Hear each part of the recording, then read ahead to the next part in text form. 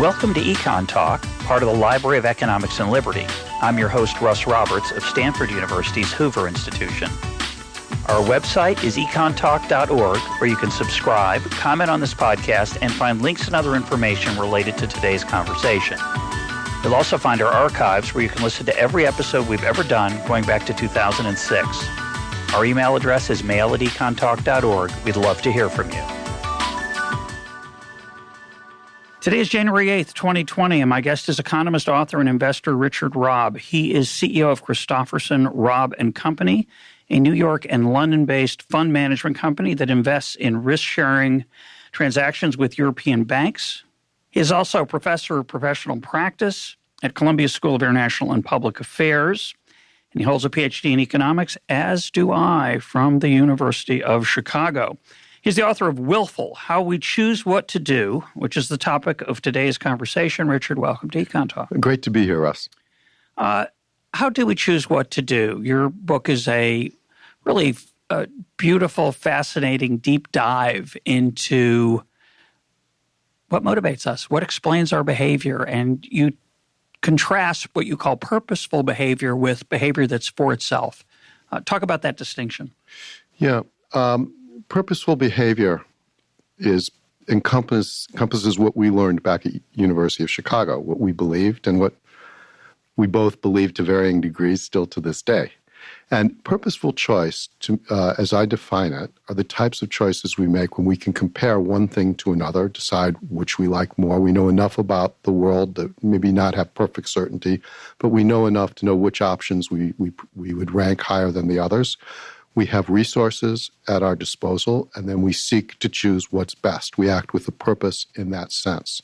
So life is a big project to try to satisfy our desires the best we can with the information and resources at hand. I divide purposeful choice into two pieces. One is good old-fashioned rational choice, where we basically do the best we can with what we've got. And the other is behavioral economics, where we fall victim to some sort of cognitive bias and systematically choose in ways that fail to gratify us and fail to satisfy our desires. So I picked those two put those two together in one branch, where rational choice. In both cases, we act in a we have desires, we are a bit robotic. And in the case of behavioral bias, the robots are just poorly programmed. And maybe maybe we can learn about it. The behavioral economists will tell us, not to overvalue things we already own, not to be overconfident in our information, because that won't get us what we want, which is more. Everything can be compared to everything in the purposeful choice realm. You can always trade this for that at some rate of exchange. So if you fall victim to a bias, you're not getting what's best, and if you can, you should change your ways. I believe, maybe not as strongly as I used to believe, but that's a powerful way to understand human behavior in markets, in individuals. But I don't think it's the whole story. Sometimes we act just because. That it's not because it's better than this or that. We're not behaving irrationally. We're not making a mistake. But neither can we say this is best. I argue in the book that life is twofold. That sometimes it's purposeful, sometimes it's for itself, and sometimes actions are self-justifying. So in the self-justifying category, listeners are familiar with some of the examples I've used in the past, and maybe you and I have talked about them off the air in this program for this program. But I use the example often of the dance floor, where yes, you could understand my behavior on a dance floor with a dance partner as I'm going to show off and I want to maximize how good I look on the dance floor. And I would argue that's not what most people actually do. They might have an impulse to do that, but often we act with what Adam Smith called propriety, prudence, with the norms of our society, which is that when you're on the dance floor, the thing you're really trying to do is maybe enhance how your partner looks, or you might be trying to make sure you don't bump into other people. There's a set of norms and rules, And when you're out there, you're not thinking, how could I look even better? You're just focused on doing what we might call the right thing, the satisfying thing, the thing you think you're supposed to do, the proper thing. But you're also – so that's in your idea, but there's more to it than that. Yeah. Dance is a good metaphor for the for itself realm of behavior, where we're lost at moments you're lost in the dance. I'm not a professional dancer. I gather you're not either. And so at the moment when occasional moment where I can be lost in dancing with my wife, it's not this much better than that other dance. It just can, and I'm not trying to, should I stop dancing so I could get some other thing that might be better? And the model says you should stop just when the next second of dancing isn't as good as the first second of something else. That's the way economists are trained. Exactly. But you're not in a state where you reevaluate. Time doesn't stop and then decide what's going to be best. And then, well, should I keep dancing? Okay, well, I'm already doing it. I'm already on the floor. It's giving me a certain amount of enjoyment. So, yeah, I'll keep doing it another moment, and then we'll start time back up again, and I'll do it for another little bit. And who knows? Maybe I'll stay out here for a long time because it's the best marginal use of my time. So for a certain sphere of our behavior, sport or dance is a better analogy. I use sport. I contrast Homo economist to Homo ludens, which is an anthropologist referred to the sporting human at play. And but I could have used dancing just as easily. Well, I like your example. You could tell us a little about it for the listeners of you're playing a pickup football game, a touch football game, and in many ways you're not acting like an economist. Why not? Or the way an economist might think of you. It's a true story, as all the stories in the book are. I was walking through Central Park on my way home, and people were playing football, American football for your international viewers. And I joined the game. And during the game, I really wanted to win. Yeah. And I was never going to see these people again. There's no prize for winning. Still caught up. I use that example in the book because it's a pure example of playing a game where there's no status because I'll never see them again. And no monetary stakes. No monetary stakes. Yeah, and look, there is a price. There is a price for everything. I mean, I imagine if somebody came, some sort of strange top-headed benefactor wandered up and offered me $1 million to stop playing, I would take the $1 million. I would take a lot less. So I'm not completely lost in the moment, but for all practical purposes, I am, because people like that don't exist in the real world. So the fact that some thought experiment could disrupt me from my sport or play, I don't think overturns the observation that in much of everyday life, sporting is a better analogy to optimizing, particularly when it comes to how we allocate ourselves through time. Yeah, it's a great point. And obviously, economists could wax poetic about how much money it might take to get you to quit, and et cetera. But I think it's fascinating to me, that particular example, because I'm a sports fan. I'm thinking about Tom Brady this year, who's 42, and he ended the season with a pick six, which is a bad outcome for non-football fans. And he's got a lot of money, and he can make a lot of money outside of football. And football's really dangerous. You can hurt yourself really badly. He has once. I'm sure he hurts every week, but he once ripped up his knee and was out for a year. And you could argue it's irrational that he wants to keep playing. And you could subtly say, "Oh no, it's not for the money. It's for the rush and the thrill of he'll miss that." And so it is still optimizing and rational, but I don't think that's capturing fully what's going on, as you point out.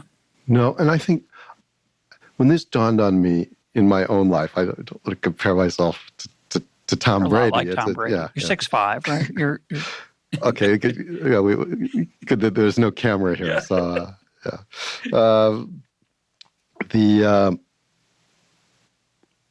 when I tell the story in the book, when I worked for a Japanese bank for a decade, I loved the bank. I loved working there. And then it merged with two other Japanese banks, and I had to leave. And there was no place for me in the merged bank. So I was still more caught up in the Chicago school at that time, although I was starting to wonder around the edges about a lot of things we had been taught, and I believe, and I still do. So when the bank came to an end, I was unemployed. So I thought, okay, I've been working as a banker for a while. I don't have to get another job right away, and I'll enjoy leisure, because those are the inputs into the utility function, goods and leisure, consumption and leisure into the household. And I'll be able to... That's the way we were taught. The way we were taught, yeah. And you want to maximize trading off leisure versus work. Right. And work you need for the goods, and you have a constraint of income, blah, blah, blah. Yeah, so I have goods and I have leisure. So there should be ecstasy. And it wasn't. Say in the book that, I would get up in the morning, make breakfast for my children, send them off to school, go run around the reservoir in Manhattan, read the New York Times. Now it's 9 o'clock. It's a perfect day so far. Yeah. What happens next is the day stretches out. Now what? So maybe I lacked imagination. Maybe I should have filled this full of all sorts of creative activities, but there weren't enough. And then the weekdays start blending in with the weekends, and then you're out of the game when you talk to other people. And I was 40 years old at the time, and I was going nuts. And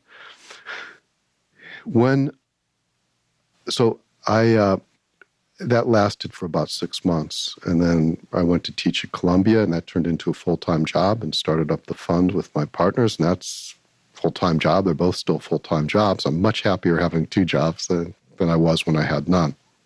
So you're really lucky, because if it had happened more recently, you'd have spent all day watching YouTube, and you'd have been satisfied with that perhaps, and the world would have missed out on your teaching and your investing. But to take the point more seriously, one of the themes of your book is that a lot of what we crave is not more stuff.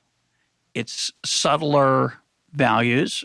We talk about a lot on the program in terms of Adam Smith's theory of moral sentiments. We want to be loved. We want to be respected. We want to be praised. We want to matter. We want people to care about us. We want people to think about us when we walk in the room and say, I wonder what that person's about. And we also want to overcome challenges. That was the thing I was going to add. That are authentic. So talk about the challenges and bring in some Nietzsche into that, because I know that your reading of Nietzsche, Friedrich Nietzsche, is part of what helped you think about these issues. Yeah. That we want to find out about ourselves, test our skills, pit them against authentic challenges that come up in the course of our lives. And a big part of our meaning, and I think that on the job, that what people derive from work is a team sport.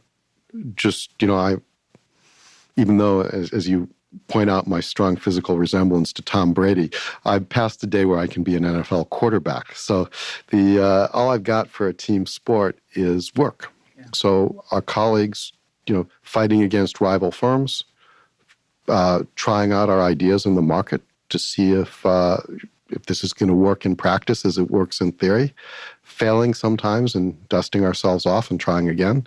All that it's what we do. And I'm privileged to be able to do this as an investor but I think all sorts of jobs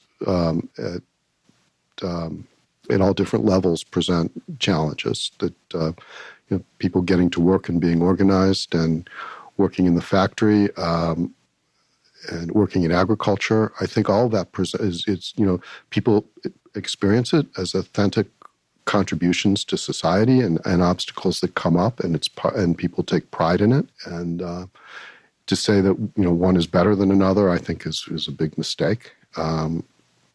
And I think it applies, and I think when that work has two characters and confusing, and they're blended together, that it's partly the goods that we need to sustain ourselves, but it's partly a sport. I think that sport part's really interesting. Obviously, I think mistakenly, a lot of people think that the sport of business is, quote, keeping score with money. There is some of that, obviously, and in certain circles that's important. There's status issues in terms of what your apartment's like, and your car, and your watch, and all that.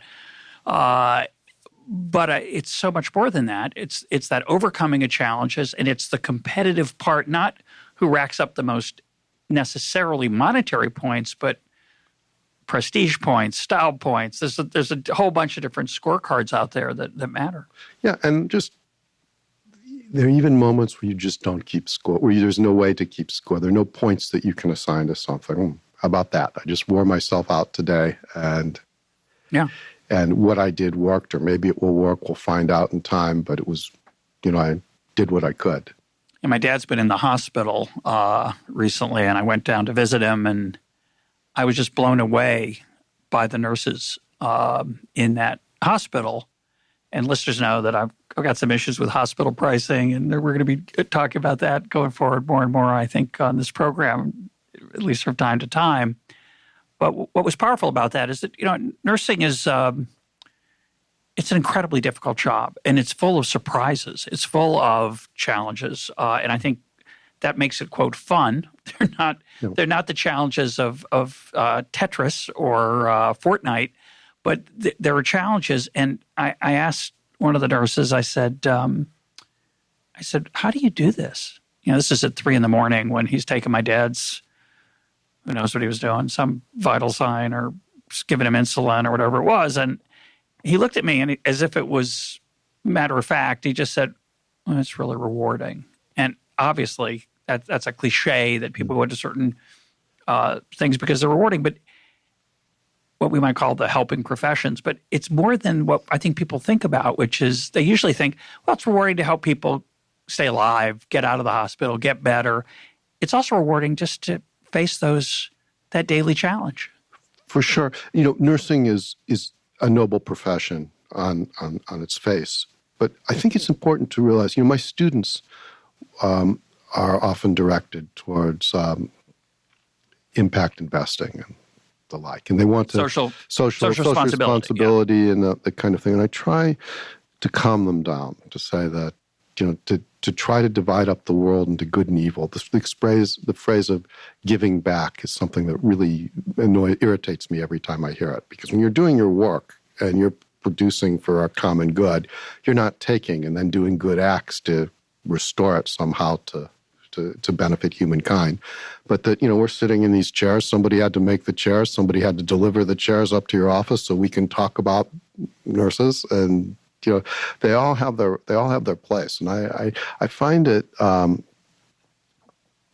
be confusing, particularly to students, to try to line up professions in order of virtue. I mean, there's some things that are explicitly parasitic that I don't think they should do, and they're not going to do anyway. But I think the sharp distinction that's become fashionable in recent years is an error.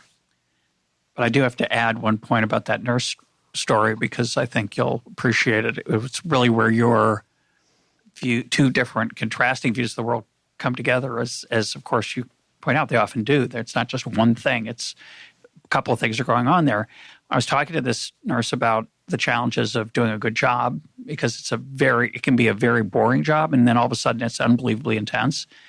And at one point he said to me, and at this point my brother and sister and mom had all been in the room for hours over a course of 3 or 4 days. He said, he conceded that, he said, it really helps to have family here with the patient. And I thought he was going to say, because, it helps them sustain their morale. He said, I think it makes us do a better job. And I thought, of course, of Adam Smith's Impartial Spectator. Yeah. It's like we're the actual spectator watching him. And he said, this was a great thing. He said, it shouldn't be that way. And he's right, of course. It should be that you're equally motivated whether no one's watching. But as human beings, we sometimes fall short. He said it shouldn't be that way, but sometimes it is. Yeah. And the internet didn't destroy offices. People don't all work from their bedrooms. They want to come together and in a social environment and solve problems together. Yeah, I love to say that there are three things we do together. We do things through government. I don't really think of that as together, but I know many of my listeners do, and you're entitled to that viewpoint. I'm skeptical about it, but okay. We do things through the voting process, certainly, and through the democratic process. We do things for profit, for money, where we work in teams to create new products, services, hire, invest, et cetera. But we also do things for love, for caring, for meaning, for the sport of it, where we voluntarily, what is called civil society, work together to achieve something that doesn't have a bottom line necessarily. So I hate this business versus government as the two ways to solve problems, or, government, which is supposedly, altruistic, versus business, which is grasping. Business is often not grasping. Government's not always altruistic. And there's this third thing called philanthropy or charity or foundation work that is different. Yeah. I mean, my dichotomy is different. Sometimes we do things because they're better than other things. It's best to satisfy our preference. Sometimes it's not. And meaning sometimes it's just for itself. Sometimes it's an altruistic gesture that isn't better than the other gestures that we might have engaged in at this moment. The way that we organize ourselves through time, I argue, is not the kind of thing that lends itself to preferences. That it's some of the argument for that is a bit technical, but not every kind of choice has to be intermediated through the notion that it's better than other things. It can be just, again, at each moment we encounter a challenge, we engage with it. Then when that one's over, we find a new one. That may or may not necessarily the best one, but just the one that we latch onto in a human way at that moment. And then the third is our commitment to our beliefs. That evidence may come to confront our beliefs, and there are moments where we could change our beliefs and become a new person. But why should I change my beliefs to gratify the new person that I might become after I alter them? And of course, a reasonable, responsible person is open to the data, but they're not always changing. They keep a consistent identity as time passes. So we we don't. Keynes said that when the data changes, I change my beliefs. What do you do, sir? He actually did say that, because I referred to it in the book, and I had to do a lot of research to see if there's evidence. He didn't say it in print, but there are two people who have knowledge of him saying that. One was Paul Samuelson, and but he was no different than anybody else. That was just a rhetorical device. Correct. He had to try to beat people into submission. Everybody keeps their, we modify our beliefs. The data comes. Every once in a while we'll have a revelation and we'll change radically. But our beliefs are not always for sale at some price if it turns out that some new idea or some new belief might be more useful. They're not just instruments to help us get ahead. So in those three areas, belief and identity, altruistic gestures, not to say that all altruism is for itself, but some of it is, I argue.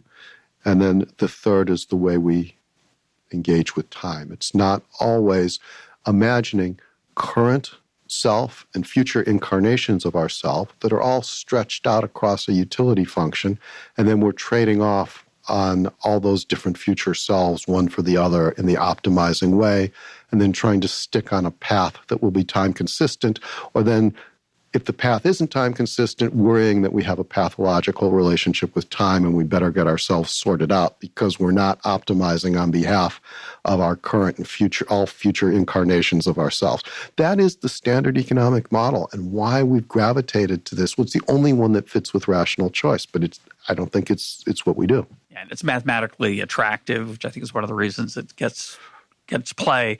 I think that's the only reason. Yeah, could be. I'm trying to be generous. It raises an interesting question, I think, I feel that people are much more, what's the right word, analytical is not the right word, but I'll try it.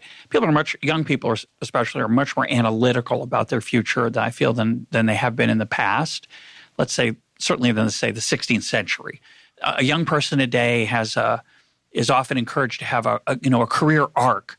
And they're bombarded through websites and teaching and other things that say, get a mentor, have a plan, don't just flit about. And I think that's it's not horrible advice, but I think the source of that advice is this imagined rational path that you want to find yourself on. You just need to get on that yellow brick road. And if you do enough reading and take some exams about yourself and learn about yourself, you'll figure out what the right yellow brick road is for you. And I think that's it's an attempt to graft, say, analytical physics, which talks about where a projectile is going to land, with human action, which is just not the same. In other words, we should tell young people, figure out where you want to be in 25 years, and then figure out the steps it takes to get there. And I think that's really bad advice. I give them the opposite advice. I have students who come to me for advice quite often, and they come with that same view. And I say, would I be better off as doing renewable development in the developing world, or should I be go to investment bank? I said, well, these two options in front of you right now. They say no. I said, well, come back to me when you've got both jobs. I said that I've had a satisfying career in business and finance, and I never plotted more than one step ahead. And I have lots of friends. Some of them were classmates of ours who the same way. And I planned to be an academic and full time, and it didn't turn out that way. But none of it was planned more than a very short period of time ahead. And then I said, if I were you, I wouldn't worry too much about it. And then they also talk about wanting to engage in networking. And I'll say, when I was your age, if you called somebody a networker, it was an insult. Yeah. And now you talk about this as something. I said, I would also advise you not to go around trying to use all your human relations as instruments to try to help you get ahead, because I think you'll actually be happier and more satisfied that way. And then as I mentioned earlier, when they talk about their desire to want to be a good person, I had the conversation with my own children, particularly my daughter, when she graduated from school, and was concerned about these issues. I used an example from a Woody Allen movie, when you could still invoke Woody Allen, and I forget which one it is, but he encounters these super smart aliens who would have, I think, 1,600 IQ in human terms. And he sounds like Sleeper, but it might not be. Yeah, I don't think it is. He might be Radio Days, but he says to them, maybe I've wasted my life. Maybe I should have been a missionary. Maybe I should have worked with the blind. And they say to him, I don't think you're the missionary type. You're a comedian. You want to help people? Tell funnier jokes. Yeah. And if I can just I think my job is to, in these sessions, when students come to me, first I try to put them at ease, not to make these plans, because the plans are not going to work out anyway. They should just calm down. And then the other thing I always do is I ask them, what do your parents think you should do? And then I basically echo what the parents say, because I figure if my kids went to see somebody else, I'd want them, and the parents know them best, and the parents sent them there to Columbia.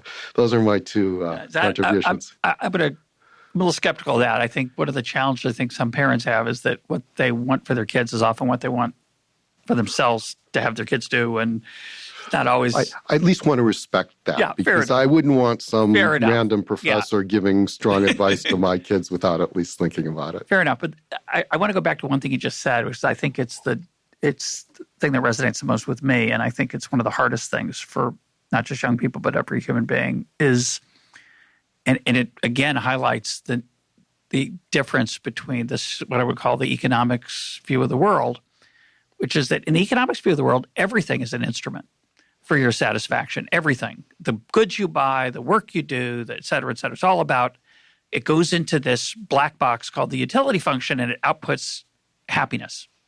Utils, as it's called. And I think that's a fundamental misunderstanding, not just of how people actually behave, because I don't think they behave that way, which is part of what your point is, but I also think it's not a good way to behave. And I think the economist conflation of rational with good is a terrible mistake. Well, I think it's a depraved way for us to conceive of ourselves. Exactly. And to think, because, economists call the representative individual in their model an agent. Yeah. But in fact, they have no agency whatsoever. They're just a passive conduit for optimizing these desires which they inherit. And there's this so-called pseudo-rational view of human behavior leads to kind of, as Keynes said, a superficiality of judgment and of feeling. And I find this twofold notion to be somewhat therapeutic. So I can experience the human side of things, as we've discussed, without giving up the power of rational choice to understand markets and behavior. Before we go on, I don't think, did you talk about Nietzsche? I don't get to talk about Nietzsche much on this program. No. So I'd like to hear, which is related to this issue of challenges. Yeah. First,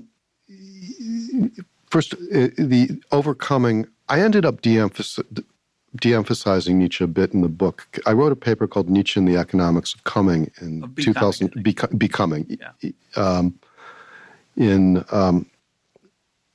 2009 and 2008. And then my editor, who's now at Yale, found out about it. Actually, Rehan Salam read the article, and he was writing for the National Review at the time and kept writing about my article, seeing everything through the lens of overcoming authentic obstacles. And then, which is Nietzschean. Yeah. And then this notion of not constantly reevaluating through time is Nietzschean. And then another contribution that I got this from Nietzsche, but it turns out it was in Schopenhauer and Hume before Nietzsche, so I don't attribute it to him in the book, but that this is often obscure to us. We think we act with a purpose, but we invent one after the fact. We rationalize. Rationalize is actually a beautiful word for this purpose. That so we both when actions are just because, we can invent something to say why it was good. And rational choice gives you license to do that.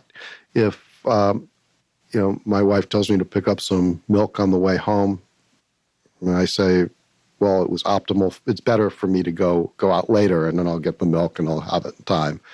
And she'll say, well, did you think of that at the time? Or did you just forget?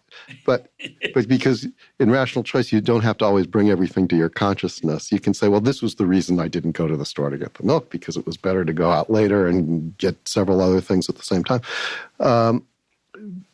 And gestures, you can just do something that's altruistic that isn't better in any sense, and maybe you can tell yourself, I'll get karma, some Western notion of karma will come out of this, or what goes around comes around, as a way of justifying an action that doesn't require a justification, it doesn't have one.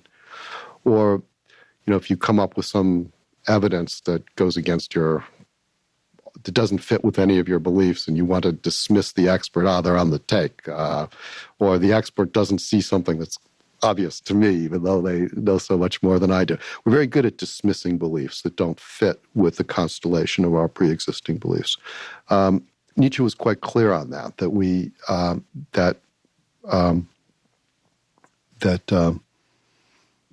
we act spontaneously and then tell ourselves a story afterwards. And he used the metaphor of dance, as you did, to describe, and music. Tell me. What does he say? Ooh. Thus, folks, it's too hard a question on the spot, Russ. Okay, sorry about that. But he does talk about dance, which is great. He does, and I wanted to call the book for a long time Economics of Becoming. And I was told by everybody that that's becoming what? That's a terrible title. And then Michelle Obama calls her book Becoming, and everybody loves it. So, well, it's her idea. Becoming is great. But what I thought of maybe it, a different kind of space there. Yeah, but the notion of becoming is that you never get there, that it's always action that takes place through time without necessarily a destination. Yeah. In the book, you talk about an example of the so-called Chicago School of thinking about the world, and we're both raised in that language and that style, and it was a great deal of fun, by the way, that learning how to apply the rationality principle and the way markets have feedback loops. And we have a really nice example in there of green beans. So talk about how a Chicago economist looks at green beans. Yeah, there was in the A&P in Hyde Park, there were... That's a grocery store. Yes. It was suggested that I change it to Kroger's in the book, that it would be easier for people to understand. But it wasn't a Kroger's, it was an A&P. And if I changed it to Kroger's, then I would be a liar. And I want everything in the book to be true.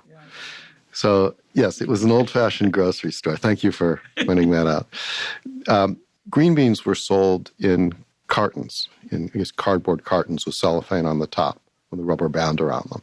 And the question is, why don't they just put them in a big bin and let you grab them and put them in your own plastic bag? That would be more economical, be easier for them. And, we'd think about these things and assume that they have to be rational, that everything has to be there for a purpose that we can understand if we work hard enough. And then, if they're in a big bin, people will pick out the best ones, and they'll use time to do that. And then everyone will search for beans up to the point where the marginal benefit of finding a better bean equals their wage. So low-wage people will come away with better beans, presumably. But everybody who spends their time collecting the best beans will search and waste their time doing that. So they put them in cartons, but they're randomly selected beans in the cartons. Why don't they put the best beans on the top? Well, there the answer is rational consumers will notice that they've tried to flatter their bean quality by putting the best ones on the top, and they'll start to discount that knowledge. So the benefit of putting the better beans on the top will be very low, and the store will have to pay the workers to sort the beans and to try to make them look better than they are. So, we would tell stories like that all day long. You remember it. And the notion is if you just keep at it, the world will reveal its unseen order to us, and we've got It's important because a lot of it is true. So even though we're both picking on the rational, optimizing, maximizing, what Deirdre McCluskey calls max U view of humanity, is that there is a lot of that going on. And it doesn't come naturally to most people to think that way. So my example of that is I always ask, when I drive carpool or drive kids home from the soccer game or the baseball game, when my kids were in high school, I'd ask them, why aren't potato chip bags filled to the top? And the average human being says, because they're taking advantage of you. It looks like it's full, and then, of course, they're making more money that way. And I said, well, if that were true, shouldn't they just have like a crumb at the bottom? And an enormous bag, by the way, a huge bag, not a little small bag, a huge bag. And what's beautiful about these sort of Chicago-style price theory problems is that you can learn something. Now, what you learn may not always be true, but it gives you an insight that you wouldn't have otherwise had. In this case, as listeners now have listened for a long time, one of the reasons I don't fall to the top is that the air itself in the bag forms a form of cushion that protects potato chips and allows them to be shipped over long distances. People aren't stupid. They realize how much air after they've eaten the first bag. They start to realize they're not filled to the top. They know what they're getting. And there's competition among potato chip companies to provide, et cetera, et cetera, et cetera. So that, I think there's an incredible power of that Chicago style of thinking because it lets you see the unseen often. And it lets you sleep better at night because you don't think you're always a victim. A lot of things that look like you're being taken advantage of are actually, it's good for you. You don't realize it. Yeah, and things like people talk about planned obsolescence. And what is that? I mean, and it would be so – they could always make more money by giving you something that would last longer, that wouldn't go obsolete and charge you more for it. And I mean, yeah,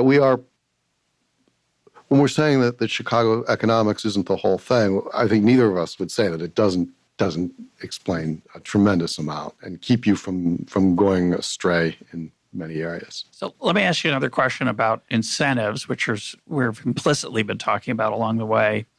I mentioned the nurse who conceded that sometimes he might do a better job, or maybe he's talking about his colleagues. So I don't want to put him on the spot, but he might have been he was saying that when there is someone in the room who's potentially censuring you or can judge you, you rise to a different level than if you're only doing it on your own. And I want to ask you about what we might call unseen incentives. So again, going back to our Chicago days, there's something we've talked about on the program called the Peltzman effect. The idea if you make something safer, people will be a little more reckless. Now, a lot of people, when they're told that, so for example, you introduce anti-lock brakes or seatbelts or airbags, people will drive a little less carefully. I've talked on the program before about helmets in football. As helmets get better and better, people are more comfortable using their body as a weapon, their head as a weapon in particular, and that actually can lead to worse outcomes, even though any one outcome might be better. There are going to be more of them. Occasionally they'll be bad. What are your thoughts on how people respond to those sort of hidden incentives? Because non-economists, when we talk like this, they go, oh, that's ridiculous. People don't sit around and calculate the percentages or the probabilities. They just drive, because that could be a way of your responses. It's action for itself. Sure. My answer would be straight down the rational choice line. And there was a suggestion by an economist that for highway safety, you should put a spike in the steering wheel. Gordon Tullock is exactly right. Yeah. Drive really carefully. Yeah. I think there were some ski mountains that had banned helmets because they felt that it made particularly children be more reckless. Yeah. I'm pretty sure that's true, and it's one example of the Gordon Tullock effect. But so yes, if you add helmets, people will be more reckless, but that could mean that everybody is still more safe simply because there's feedback. But it's natural to us because we're used to people trained in economics, because we see the mathematics of it, that you can have feedback and you can have a countervailing effect that limits the initial effect because people are more reckless, but still in the end, it'd still be beneficial. Still beneficial for everyone. I want to ask you about application of this to the investment world. I've argued that some piece, at least I think it's underestimated the importance of it, some piece of the financial crisis of 2008 are the bailouts of the past that encourage people to think as creditors that they would get their money back if they lent it to reckless investments. So that'd be one sort of rational view, Peltzman-ish view of that crisis. A lot of people in that world would say, of course, we never thought about that. We never paid attention to it. They were just in it for the game.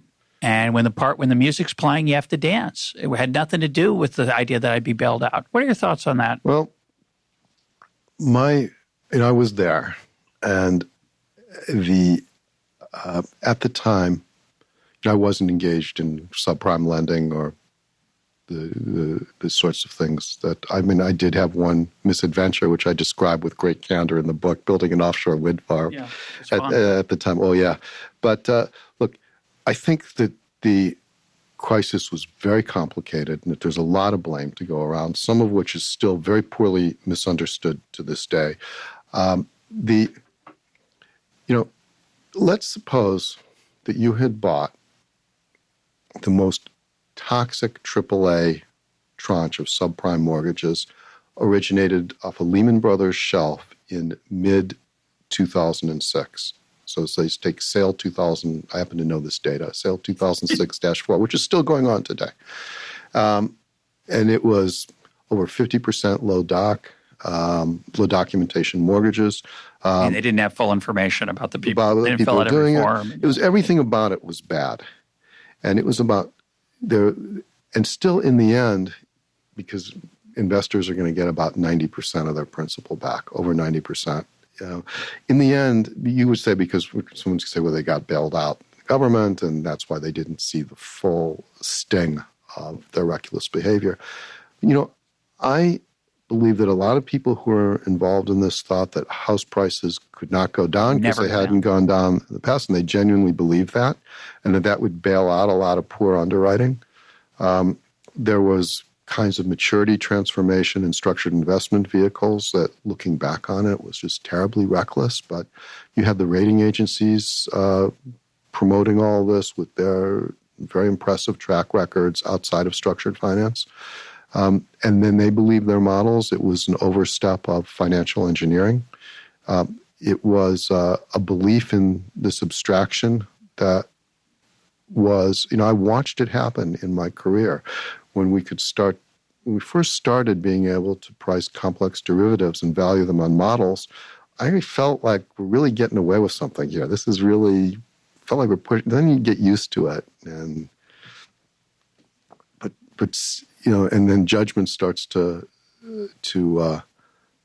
become de-emphasized in large financial institutions because it can't be passed easily up and down the chain.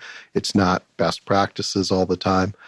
There's so many things that went on there. And, it's not just subprime mortgages. There were subprime mortgages in the UK, Netherlands, that performed, and they were securitized too. So the simple folk narrative that because they were selling these mortgages to securitizations and therefore they would never be responsible for them is just wrong.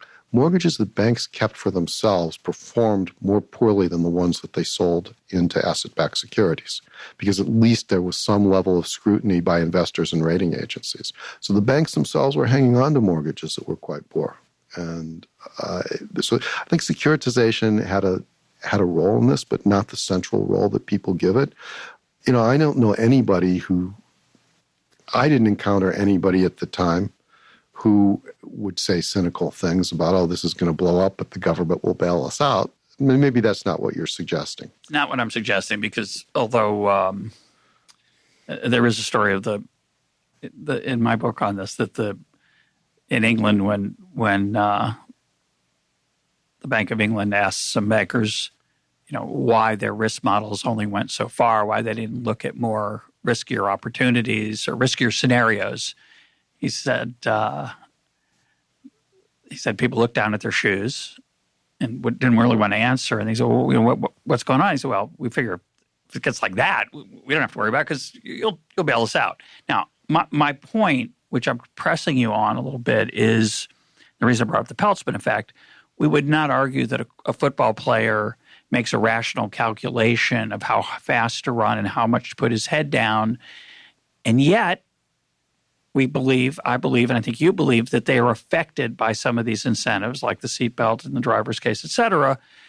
So I'm asking, even though the people in the bank might not have said it, after decades of not having to worry about spending their own money and being in a world where the worst case scenario wasn't so bad because things did get bailed out, it may have affected behavior. I just make 2 points about that. First, the government probably made close to $1 trillion on the so-called bailout. I think people should keep that in mind. I'm not so sure. I don't agree with that, but go ahead. Some estimates are that they made money, that others say it's not so. In fact, there's a new paper out on. I'll try to find it. I think the GM bailout lost money, but the TARP, the TALF, certainly the Fed has made a fortune. The bailout of the government-sponsored entities, or I should say the conservatorship of those, that's been hugely lucrative. And then all the fines. I'm adding the fines into my estimate. Something more like last time I tallied it up. I don't care one way or the other. I just want to know what's true. It was over $700 billion that the government has made. So it's really, I think it's real money. It's certainly a mistake to say that the government's that the public has suffered in the end from the bailout, from the cost of the bailout. Oh, but that doesn't.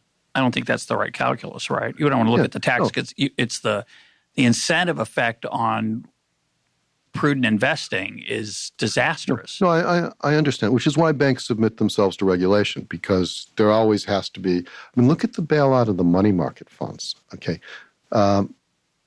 in September 16th, that was when primary reserves was prepared to break the buck because there was very little Lehman commercial paper, but they happened to have it. They break the buck meaning that they were going to pay back 98 cents on the dollar instead of 100. Yeah. So the Treasury did the only thing they could do. They gave an emergency. They dropped everything else, and they gave an emergency voluntary guarantee to all money market funds for 1 or 2, it was 1 basis point at the time. But each fund was made an offer they couldn't refuse, and they paid 1 basis point for a blanket guarantee from the Treasury. This was about a $3 trillion industry at the time that would have imploded, and it shouldn't have been. And these were like banks with no capital that money market funds were. And so gradually they've been, as of last year, the regulation has been phased in, so this won't happen again. But I'm going to push back on this a little bit just to go one more level down into the weeds. Then we'll come back to your book, which is because I thought a lot about that primary reserve story. My question at the time was, not at the time because I didn't understand it, but a couple of years later when I started looking at it was, what was a money market fund doing holding Lehman paper, especially after Bear Stearns, which had a very similar balance sheet to Lehman, had imploded, and after Bear Stearns got rescued and all their creditors were made whole, so it made sense to hold Lehman because you make a good return. Yeah, and also the SEC allowed it, which it wouldn't allow today. That's interesting. There are strict limits on concentration limits and limits based on ratings. Okay, so let's shift gears. I want to talk about the paradox of choice, which is something that's always bothered me, Barry Schwartz's thesis. What's your take? Explain what that thesis is and your take on it. Yeah. The argument, as I understand it, is that people are overwhelmed by an abundance of choice.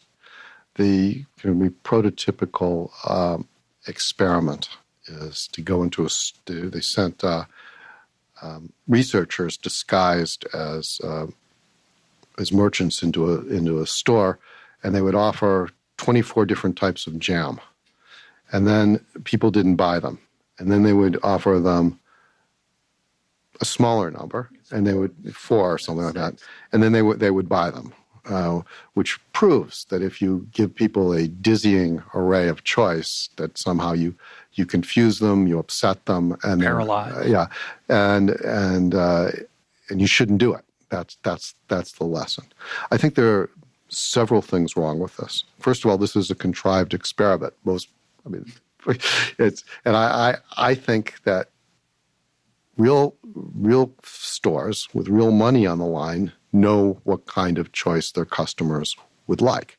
And I think if you offered only one type of toothpaste, people would, I think probably all types of toothpaste are basically the same as far as I'm concerned. Really similar. Wouldn't bother me, but a lot of people would be concerned about it. They'd be distressed about it. It'd be like the Soviet Union. Here we are. And they'd prefer going to a store that had 10. Yeah, even though they took the one that the other store had. Not 1,000. If a toothpaste RU that had 1,000 choices probably wouldn't attract too many customers, but who knows? If it did, no, I think there wouldn't be, because if there were if people wanted it, it would exist. It would exist. That's the Chicago side here, Richard. And I engaging. I give an example in the book of menus from the late 19th century that had huge arrays of choice, much more than anybody could need. Or smaller numbers of, you don't have to choose between 24 vegetables every time you go out to eat. A smaller number would span the space of what people want. Any dietary restrictions, any momentary preferences. But somehow people, the act of, in our view of neoclassical economics, choice is passive. But taking the choice itself matters to people. And they want to be able to take the menu and to pick and to say, yes, this and not that.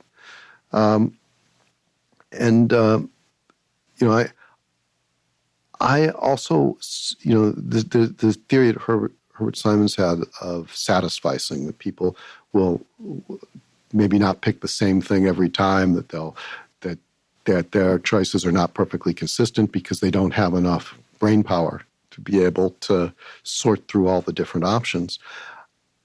I think, on the contrary, maybe they rationally serve up the different choices that would be good enough, approximately as good. And then they want to exercise their will. They want to make a choice. They want to act on the world and have a bit of agency and say, I'll pick this one.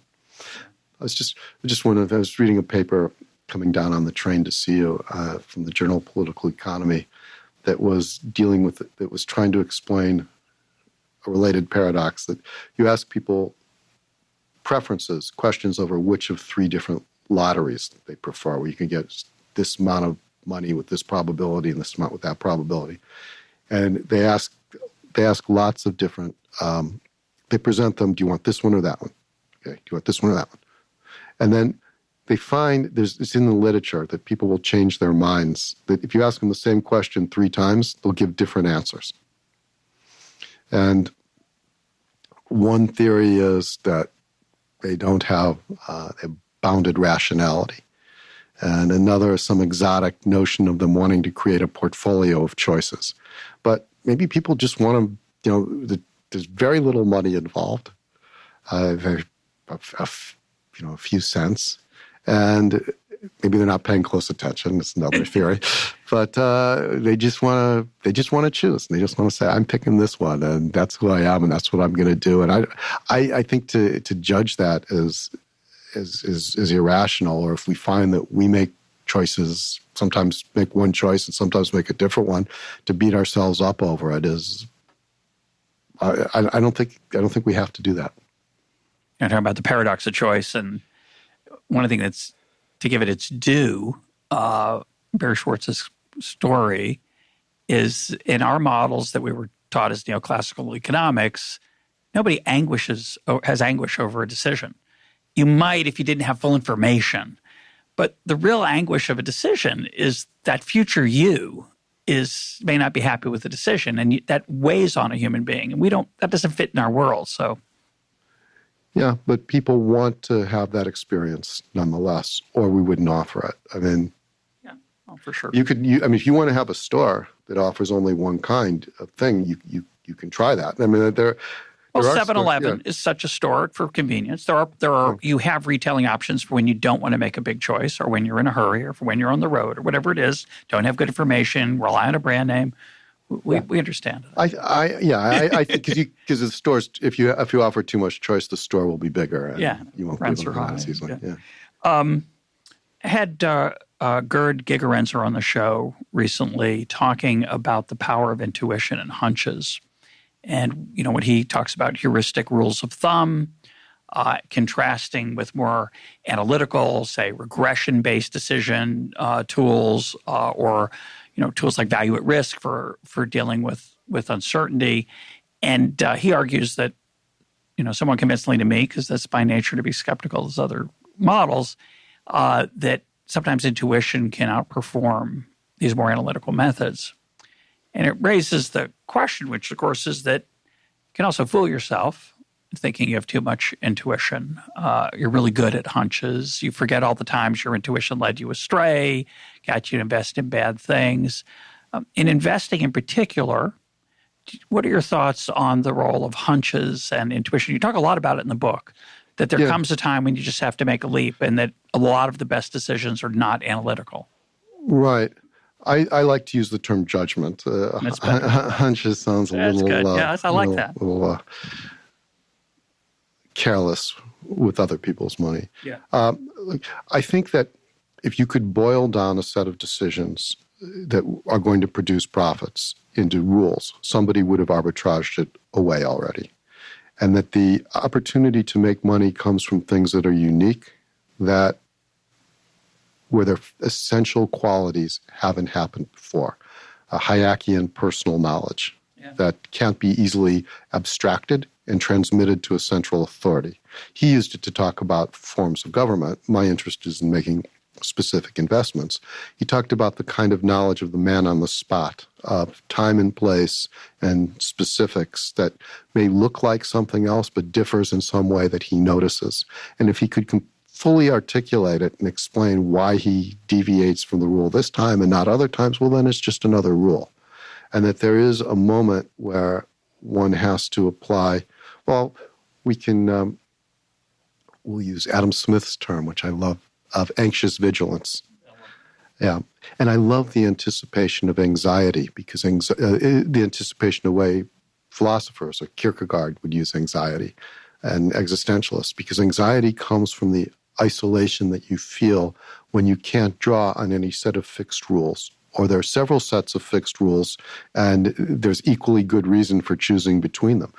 A manager can't delegate anxious vigilance all the way down the line because he has to confront it. It's the same thing for an investor. There are moments where anxious vigilance has to take over. It should be informed by experience and judgment and analysis. I'm not suggesting that we just scratch our chin and decide what to do, but there comes a moment where I think in any investment that's dealing with things that are inherently new, that only happen once, where it's going to be hard to argue that it's necessarily better than something else, but just to say, well, I'm going to do it and I've been entrusted with this responsibility and I'm going to do this and not that. And here are my various reasons, but the reasons are not, I could also give you reasons for doing something else. And I think a really important challenge in institutional investing is how to harness roles of judgment and then do this inside of an organization that has corporate governance, where not each person can't have the same wisdom and judgment that the ultimate decision maker is invoking. So we both publish books. An editor's intuition about whether a book is going to be successful, editor who's got her own line of books is different than an editor within a large, modern, accountant-driven, bottom-line affected corporate company where you've got to get approval up the line, in which case, if you're not careful, you start thinking about, I don't want to publish the best books. I want to publish the books that I know that the committee will sign off on.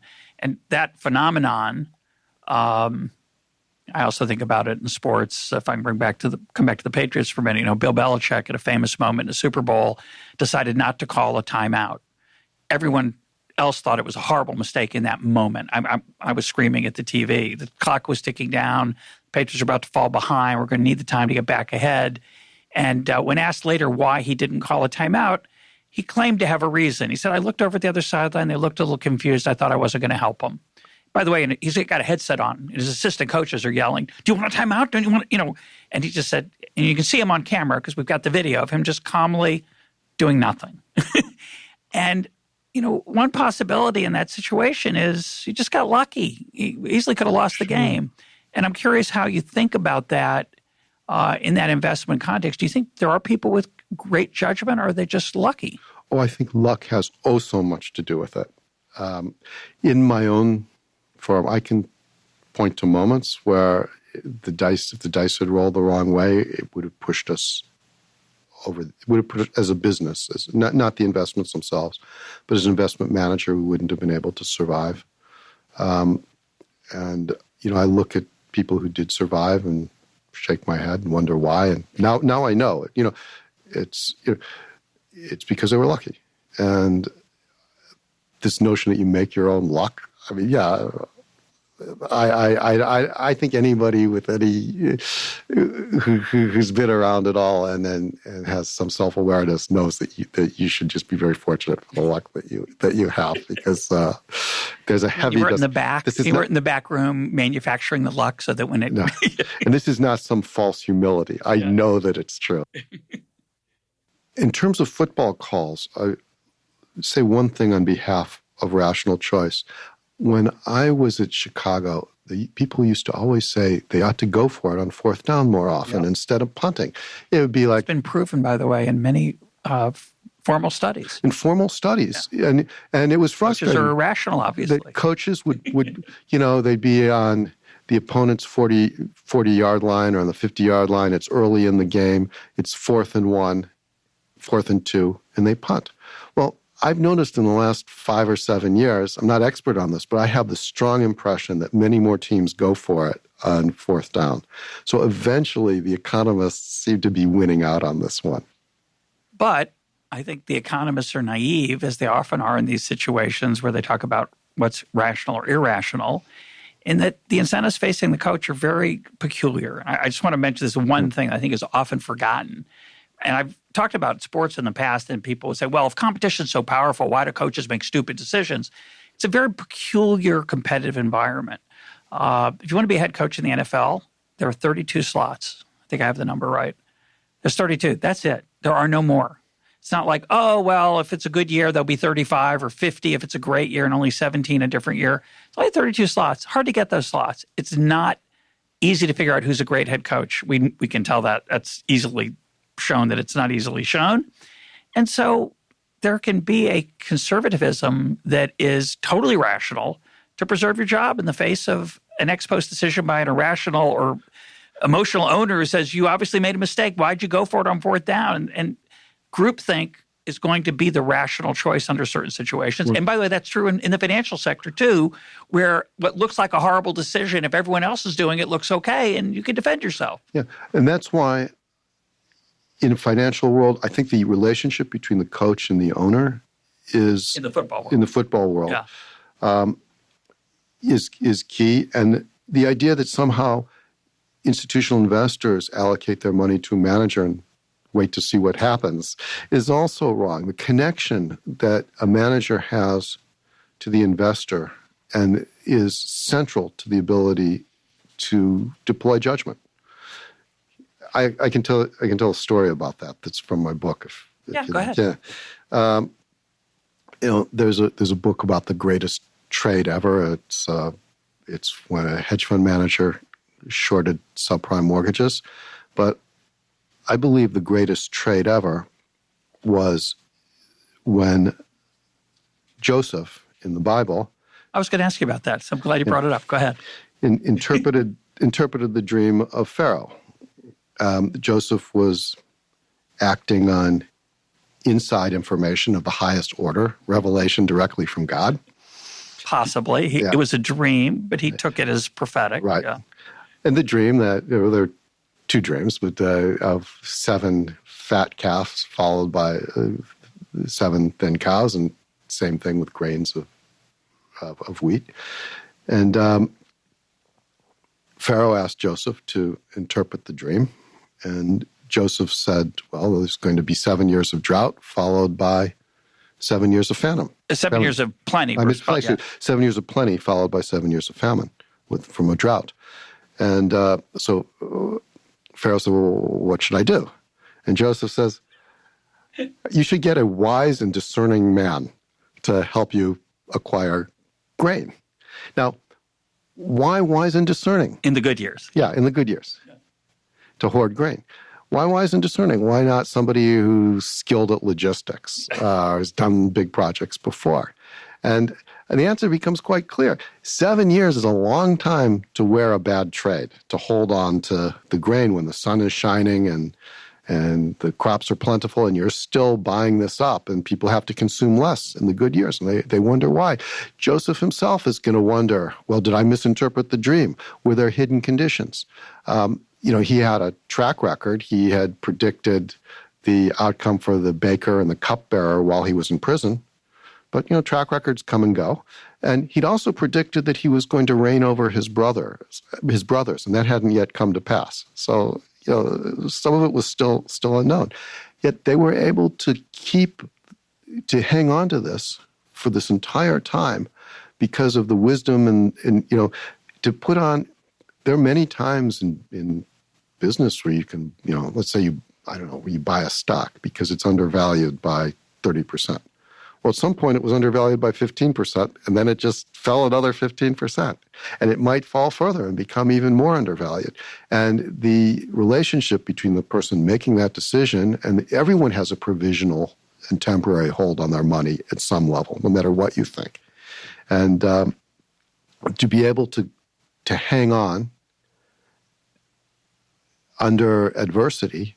Everyone has that in limited doses. And the closer someone is to their investor, the wiser their investor is, the wiser they are, their ability they have to explain it, to get more money if something needs it, but if it's not an act of desperation or delusion, but it actually genuinely requires it. Those are all very human things, but I think that's much more important in finance than the next advance in financial engineering. And those are matters that are pretty much neglected because they're very hard to talk about. But I think I think it matters for the integrity of the financial system to have organizations that don't have to sell off when things turn against them, if there's good reason for holding on.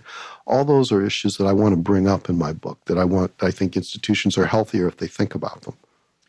I really love that insight into the Joseph story, partly because in the book of Genesis, when it tells that story, it kind of abstracts from that. It just sort of says, and he bought up a lot of grain, and then when the famine came, he sold it off. I mean, when the famine came, he could sell it and feed the people and make a killing for the Pharaoh. It's a frightening moment of central planning, actually, but turned out well for Pharaoh and Joseph. But what the story doesn't illuminate, which you do, is to think about what day-to-day that was like. And I think it's an incredible example of your anxious vigilance. I mean, can you imagine?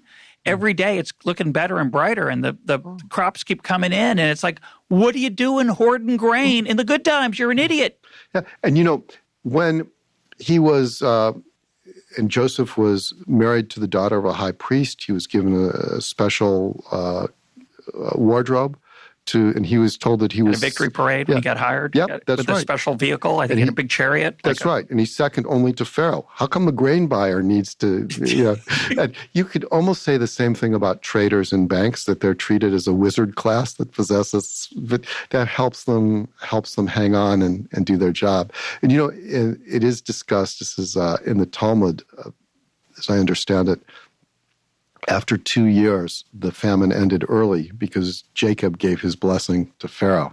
So even there always are hidden conditions and arbitrary changes that you can't anticipate. So it didn't go 7 years. Yeah, but 2 years is still plenty. And I like the insight that his own self-confidence would be shaken by could have been shaken by the realization that his dream about his brothers didn't come true. Of course, it would come true eventually, but he didn't know that at the time. And as you say, the fact that a couple of his other dreams he interpreted correctly could be just luck, and it's a very small sample too. Yeah. Yeah, so it's a great insight. An argument I get into with some people as to whether people can be altruistic. They say, it's never. There's no such thing as true altruism because you're either doing it because it makes you feel good to help other people, or because it's good for your reputation. What's your take on altruism and why people do what at least look like selfless acts? Yeah. My take is it's complicated, but it's not so complicated that we can't bear down on it and try to understand it. And I think the distinction between the purposeful and the for itself can be quite useful to gain insights. The comment that, it's not genuine altruism because we only do things because if we didn't want to do them, we wouldn't do them. I guess at some level of generality that's true, but it's not telling us very much. I break it down into 5 pieces. There's selfish altruism. Sure, sometimes we may do a favor for someone in anticipation of a future favor or because it signals virtue. You can't deny that exists. If it's just virtue signaling, then everybody would know that it was a ruse and it wouldn't work. So there has to be a little more to it than that. But but I think it's not defensible to say that that's all there is. Then there's also you should say altruism is just exhibiting good manners and conforming to social norms. We put a price on that. I'll hold the door for somebody most of the time, but if I'm in a big hurry, I won't. And I have a little cost to it.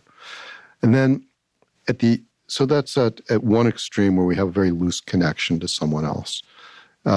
then those are somewhat purposeful. Oh yeah, those are clearly purposeful. And then the opposite extreme, which you know about as a Chicago student and a Becker student, is when we have very intense care for someone and their well-being becomes an argument into our own utility function. Where Gary Becker used as the example a mother or child, where it's very strong, and the mother will balance her own consumption, her own benefits with her child and trade them off. And of course, a mother may think in terms of caring only about the child, but she doesn't consume zero, and she doesn't have zero fulfillment away from the child ordinarily if she's living a healthy life. But the trade-off between the two will be as a common unit. And there's another nice example that Gary gives of the rotten kid, that even if one person in the unit is completely selfish and doesn't care about the other, they'll still act to maximize the well-being of the household, because if they engage in a destructive act where the benefit to the rotten child is lower than the cost to the mother or the rest of the family, household wealth goes down.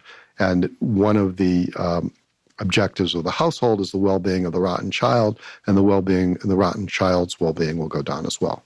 So I call that, in my book, observed care altruism, when someone has a very genuine care and they act as a single unit and it becomes completely purposeful.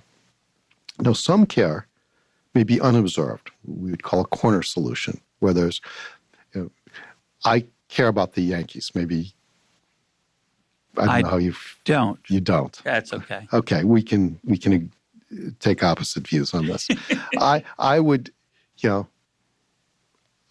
it wasn't their pitching that cost them in the end, but I would like to see them improve their pitching. If no one was looking, I would give a little bit of money to improve the Yankees' pitching.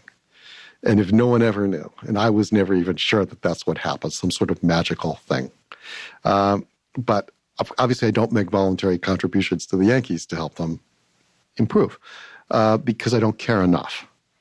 Or the free rider problem. If you made that contribution to come Chicago on you, you made that contribution, then maybe the owners would spend less. And there's that too. Yeah. But in this thought experiment, the owners don't respond to what I'm doing. The fair point. But just because I don't do anything about it doesn't mean I don't care. And you could, the way to make that statement empirically meaningful, if there's some mechanism where I could give a small amount and it could be amplified, then I would, I'd like to see the Hudson River be cleaner. I would give a certain amount of money if it were magnified. And I'd like to see the Nile be cleaner. I care less about the Nile than I do about the Hudson, but I don't give any money to either of them. But people do. People do. Yeah, maybe care more than you do, or give money to other things. Yeah. I just picked two things that I don't give. That I don't give money to as an example, and I'm grateful to the people who do. But if someone were to say, "Well, you obviously don't care because you haven't done anything about it," I would say, on the contrary, I just care a little bit, and I care about other things more, not enough to actually give anything. So I think all three of those, selfish altruism, social norms, and care altruism, where the well-being of something else enters into our own utility, are all squarely purposeful. But I don't think I think there's more to it than that. Sometimes we'll make an altruistic gesture that isn't the best one just because someone is in front of us. We're a human being. An example that I still puzzle over is, in the subway. It happened to me just the other day. Someone was holding a door in a crowded train for a stranger. And you figure you save maybe at most 5 minutes for one stranger, and you cost 10 seconds, 300 people. It's a deadweight loss of 45 minutes. So if you're trying to benefit society in some coherent way, you'll just let the door slam shut, assuming you don't know the person. So why? I used to think that the person was confused. They couldn't make the calculation. Not as smart as you are. They don't realize. They haven't gone to University of Chicago, and their mind is just a big mush, and they should be rational, but in this one instance, they're not. And over time, I've come to believe that I personally would make the calculation, by the way. I'd let the door slam shut because I don't want to cause all those other people to wait. But and you're aware of it in a way that this other person might not be. How do I know? Yeah. But the one person, the single concrete individual who's standing in front of them, who's going to be left to wait for the next train, maybe can't be compared in some large. If they're not out to be, if it's not an exercise in maximizing social welfare, but the person is thinking of something else, and there's one random person they want to help out, and they're willing to let other people bear the cost, I feel I can respect that. It's a human gesture.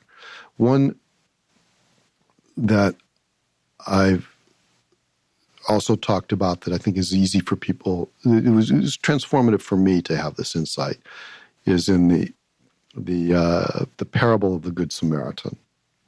Okay, he's walking down the road on his way to Jerusalem. It's actually not clear where he came from, not necessarily from Samaria on research, but we know where he's headed. And he sees a man beaten on the road. Okay, he goes and stops to see if he's alive or dead, gets him on his feet. Okay, completely normal. This guy has social norms that he follows, and it's what many people would do. But then he decides to take him to the inn, pay the innkeeper to look after him, gives him advice. There's nothing special about this one guy. Why lavish all this attention on just one random man? There's no evidence that he's got special qualities. And maybe he's thinking he can tell the story later and be famous throughout the ages. But he's famous also not really. He's famous for not optimizing. He just help the next person who's beaten rather than this extravagant gesture towards this one person. Is he caught up in a cognitive bias? The salience bias of the one person who's in front of him overtakes him? And I don't think that's the case, because if you explain to him that he could do a better job by helping three people instead of this two people who are badly in need instead of this one, that he could actually do more good. He doesn't care. That's not the calculation he's making. There's this one person, this single individual that is at hand, and that's what he's doing now. And there's no argument that he can make or needs to make in order to be able to do this. Well, the person standing outside the subway or the bus or whatever it is waiting to get on, and you hold the door for him, no extra delaying the other people. I think there's a Hayekian knowledge issue there that is easily neglected, which is you don't see the face of that person who's waiting outside. If you saw the face of the person and you saw the desperation, you might realize that them making this train actually is enormously important. You might correctly discount the extra 20 seconds for those people and suggest that doesn't really add up to the 5 minutes lost those people. There's a non-comparability there that you hinted at. And I think the point there, which I think is important, is that this utilitarian calculus that somehow, first of all, certainly no one in the moment does that. You're suggesting if you did later reflect on it, you might realize, oh, maybe that wasn't the best thing I could do. But my view is that it's hard to do the right thing. And if you acculturate yourself to responding to desperation, whether it's a person lying in the street or a person waiting for the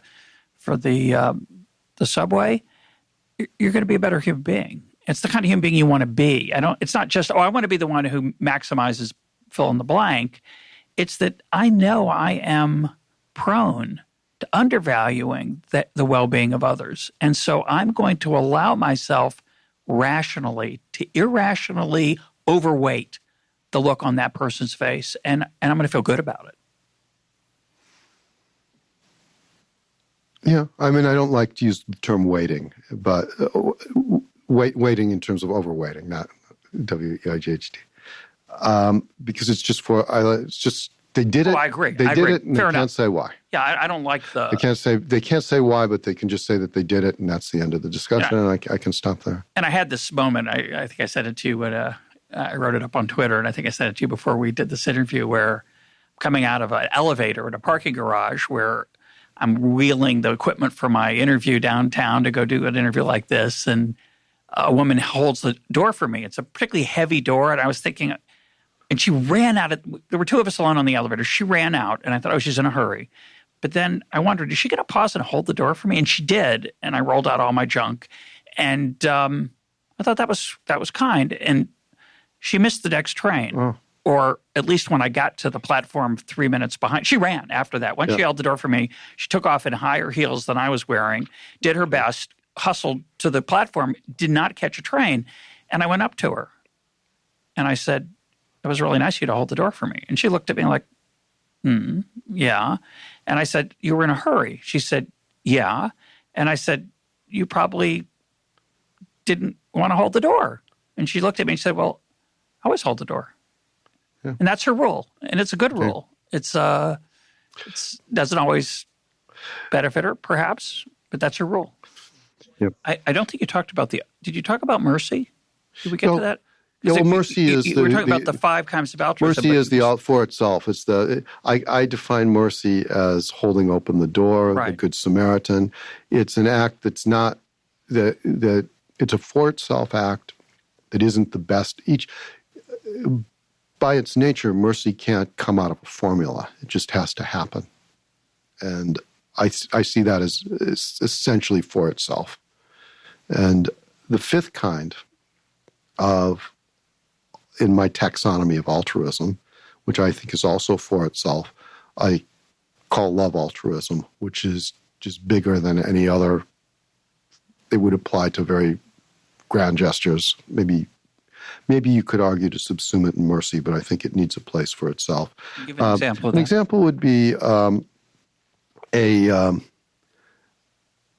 woman sees her husband is drowning in the river. It's a philosopher's example.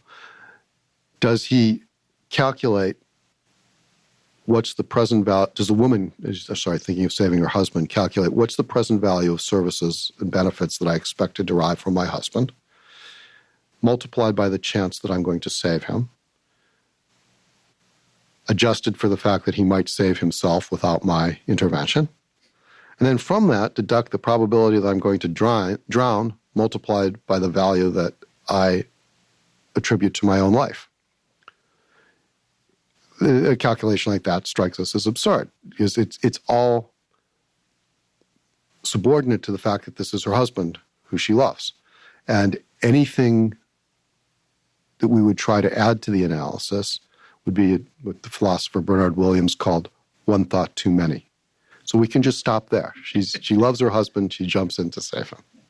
Gary Becker would not be satisfied with that. But I think I've occasionally said, not often, but occasionally said, Becker's relentless squeezing of those kind of actions into the calculus of utility maximization he does it in an incredibly artful way. Most people struggle to do that as well. And you write, I thought very provocatively, and it's a view it troubles me, but I've come to believe it. You say, studying, you didn't say it's not the quote part yet, but you're talking about what it's like to study economics. You say it accustoms you to a, quote, mechanistic understanding of life. And I think that's true. And I've come to believe, it's a nice note to end on, I've come to believe that that's a mistake, not just analytic. I think it's definitely an analytical mistake. I think a lot of behavior, although can be occasionally predicted by that mechanistic understanding, is not actually understanding what their people are actually doing. They're not making those calculations. That the as-if hypothesis of Milton Friedman is a mistake. But worse than that it actually degrades you a little bit and takes away from what is our fundamental humanity and tries to turn us into something more robotic. Yeah. Look, I don't want to become a heretic here because I know how powerful rational choice is. I do think that we ought to be careful in teaching it, particularly to high school students or wherever we teach it. Because, the extreme case would be Bentham's philosophic calculus, the extreme case of utilitarianism, where you're born into a straitjacket of a certain number of pleasures and pains, and your job in life is to maximize the duration of and magnitude of the intensity of the pleasures minus the pains, and you don't even get to shape your own preferences, and so you have the minimum amount of humanity in that. And I don't know why people, there's a statue of Bentham in London. I don't know what it's doing there, because I think it's just a miserable way to think of your own actions and your own behavior. But accepting that life is twofold, that there are two realms, and to keep and to realize that there's more to it than just this rational choice without turning our back on it, I find it to be helpful for me to try to keep measure of humanity while still using rational choice in my daily life. My guest today has been Richard Robb. His book is Willful. Richard, thanks for being part of EconTalk. Oh, so much fun, Russ. Thanks.